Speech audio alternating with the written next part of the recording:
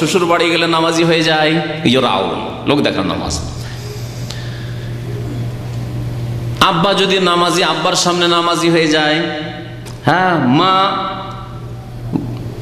বকতে শুরু করেছে, নামাজ পড়তে যা, বেনামাজি কোথাকার, খেতে দেবো না তোকে, চলে গেল, একবার দিবে মাঝে মাঝে। হ্যাঁ, ভালো মানুষরা আছে, সামাজিক কোনো অনুষ্ঠান হচ্ছে, জালসার দিনে দেখবেন আমাদের ওয়াজ মাহফিল যখন হয়, সব টুপি আর পাঞ্জাবি, নামাজি হয়ে গেল সেই দিনে। আল্লাযীনা যারা লোক দেখানো নামাজ পড়ে, এক কথায় যেখানে যেই রকম পরিবেশ দেখলো, নামাজি পরিবেশ নামাজ পড়লো, কফিল মালিক মাশাআল্লাহ দিনদার নামাজি, তার সাথে নামাজ পড়ে নিল। অথবা ডিউটির সময় আর এক শ্রেণীর নামাজ আছে প্রবাসীদের মধ্যে, নিজের সময় ঘাটতি করে নামাজ পড়বে না। জোহরের সময় ডিউটি, সে দোকান বন্ধ হয়ে গেছে, ওকে পাকশাক করছে, নামাজ পড়বে না। আসর সময় ঘুমাবার সময় নামাজ পড়বে না। কিন্তু মাগরিব এশা দেখেন, সংখ্যা গণে দেখেন, জোহর আসরের সাথে মাগরিব এশাকে তুলনা করে বাজারে দেখেন, আমার কথা সত্য প্রমাণ হবে। মাগরিব এশা যেহেতু ডিউটির সময়, এই সময় নামাজ পড়তে গেলে একটু রিস্ক পেয়ে গেলাম। কোম্পানি ফ্যাক্টরিতে যারা চাকরি করে, ওই রকমই দুপুরে চাকরি করে যারা আছে, ডিউটিতে আছে, তখন নামাজ পড়তে গেল, নামাজ পড়তে গিয়ে 10 মিনিটের জায়গায় আধা ঘন্টা লাগিয়ে আসবে। এরা হলো ফাওয়াইলুল লিল মুসাল্লিন আল্লাযীনা হুম আন সালাতিহিম সাহুন। ওয়াইল নামক জাহান্নাম ওই সব নামাজিদের জন্য যারা নামাজ হতে আসলে গাফিল, কিন্তু ডিউটি হালকা করার জন্য, অথবা কারো চক্ষু লজ্জায়, কারো চাপে পড়ে, কাউকে খুশি করার জন্য, বেতন বাড়ানোর জন্য, কফিল খুশি হলে বেতনটা বাড়বে। আল্লাযীনা হুম ইউরাউন, যারা লোক দেখানো নামাজ পড়ে, এদেরকে আল্লাহ পাক মুনাফিক বলেছেন। ইন্নাল মুনাফিকিনা ইউখাদিউন আল্লাহ ওয়া খাদিউহুম ওয়া ইযা কামু ইলাস সালাতি কামু কুসালা ইউরাউনান নাসা ওয়া লা ইয়াযকুরুন আল্লাহ ইল্লা কালিলা। এই আয়াত গত আলোচনাতে এর তর্জমা করে দিয়েছি, সুতরাং আর এর তর্জমা ফেরাচ্ছেন। আল্লাহ পাক এদেরকে মুনাফিক বলেছেন, ইউরাউনান নাস, লোক দেখানো এরা নামাজ পড়ে, আল্লাহকে স্মরণ করার জন্য নয়, আল্লাহর জিকির আজকারের জন্য নয়।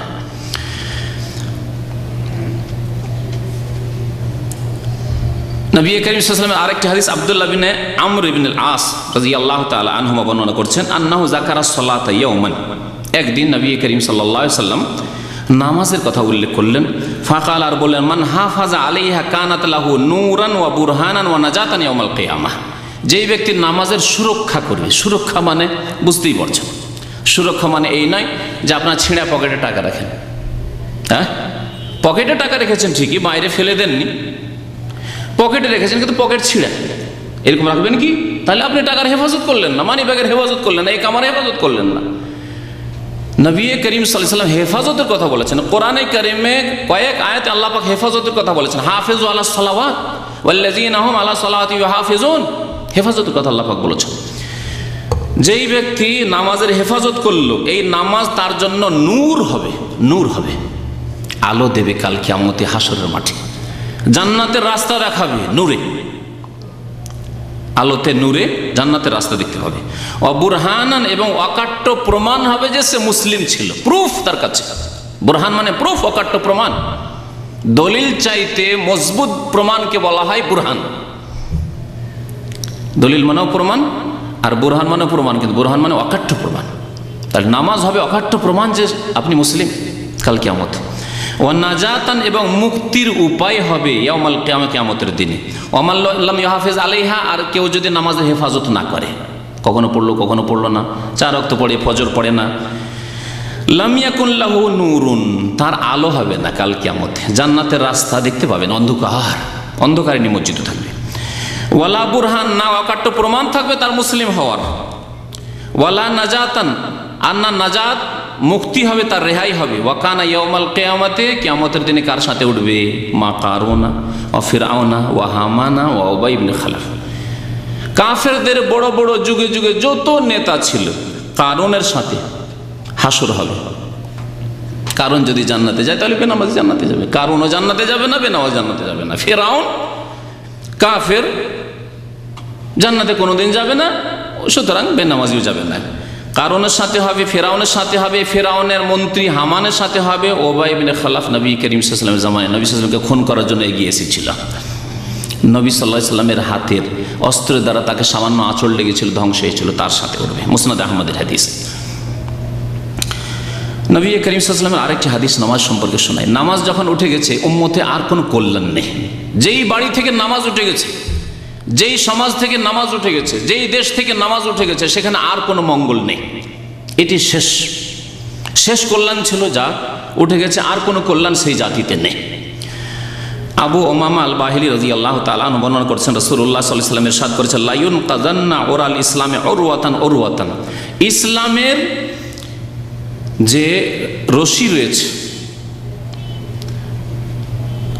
ছিন্ন হইতে থাকবে, ছিন্ন হতে হতে ফাকুল্লামা ইনতাকাযাত উরওয়াতুন তাশাব্বাসান নাসু বিল্লাতি তালিহা।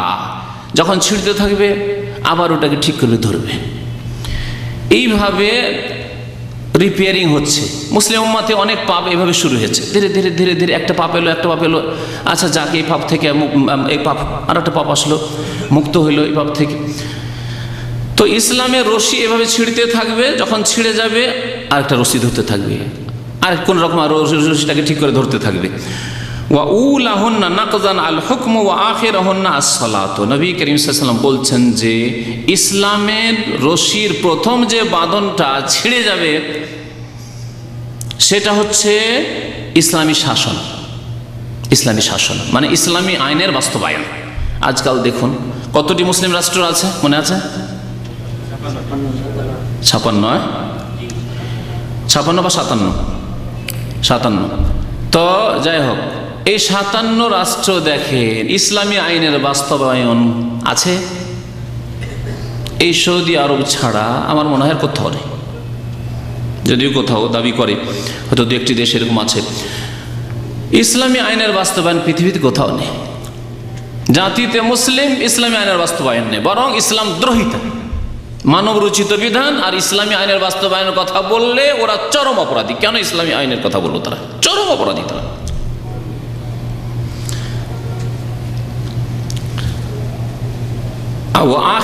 আর সর্বশেষ রশি একবারে ছিঁড়ে যে ছিন্ন ভিন্ন হয়ে যাবে ইসলামের, তা হচ্ছে আসসালাত, নামাজ। বর্তমান জামানা এমন একটা জামানা, আল্লাহ পাকের অভিশাপ, যে মুসলিম জাতি ইসলামী আইনের বাস্তবায়নও ছেড়ে দিয়েছে রাষ্ট্রীয় পর্যায়ে, আদালতে, তাদের কলেজ, ইউনিভার্সিটি, বিদ্যালয়ে, আর তার সাথে সাথে নামাজও ছেড়ে ফেলেছে অধিকাংশ। সর্বশেষ নামাজ যখন সমাজ থেকে উঠে যাবে আর কিছু থাকবে না ইসলামের। এ হয়েছে অবস্থা মুসলিমদের। মুসনাদ আহমদের হাদিস। নবী করিম সাল্লাল্লাহু আলাইহি ওয়াসাল্লাম আসরের নামাজ সম্পর্কে বিশেষ করে একটি হাদিস তাকিদ করেছেন বুখারী শরীফে, মান তারাকা সালাতাল আসরি ফাকাদ হাবিতা আমালুহু। আসরের নামাজ যদি কেউ ছেড়ে দেয় তার আমল নষ্ট হয়ে যায়। বলুন, আসর নামাজ ছেড়ে দিলে যদি আমল নষ্ট হয়ে যায়, জোহর পড়লো, আসর পড়লো না, আমল নষ্ট করে দিল। আসরের নামাজের চাইতে বেশি গুরুত্ব নবী সাল্লাল্লাহু আলাইহি ওয়াসাল্লাম অন্য হাদিসে বলেছেন ফজরের নামাজের কথা। তাহলে ফজরের নামাজ যে ছেড়ে দিল, মাগরিব পড়লো, এশা পড়লো, আর ফজর পড়লো না, আমল নষ্ট করে ফেললো তার। ফাকাদ হাবিতা আমালুহু, তাও হাদিস বুখারী শরীফের হাদিস। তো এই দলিলগুলি উল্লেখ করার পরে সংক্ষেপে এখন বলি যে বেনামাজি তাহলে সহি মত হচ্ছে কোরআন এবং হাদিসের আলোকে যে মুসলিম নয়। ইসলামে আসতে হলে নামাজি হয়ে তওবা করে ফিরে আসতে হবে। মুসলিম নয় তাহলে তার সাথে আচরণ কি হইতে হবে? ইমাম ইবনে উসাইমিন রাহমাতুল্লাহ আলাইহি তার নামাজ ত্যাগের বিধানে উল্লেখ করেছেন। প্রথম পার্থিব হুকুমগুলি উল্লেখ করেছেন যে বেনামাজি তাহলে কারো অভিভাবক হতে পারবে না। বেনামাজি অভিভাবক হতে পারবে না। মেয়ের বিবাহ আর বাবা বেনামাজি, অভিভাবক নয়। তাহলে চাচাকে খোঁজ করতে হবে, নামাজি চাচা আছে কিনা, দাদা আছে কিনা। বা ভাই নামাজি আর বাবা হচ্ছে বেনামাজি, বাবাকে সরিয়ে দিয়ে ভাই বিয়ে দেবে, ওলি হতে পারে না। বেনামাজি যদি হয়ে যায় তাহলে মুসলিমের ধন সম্পদের অধিকারী হবে না, ওয়ারিস হবে না।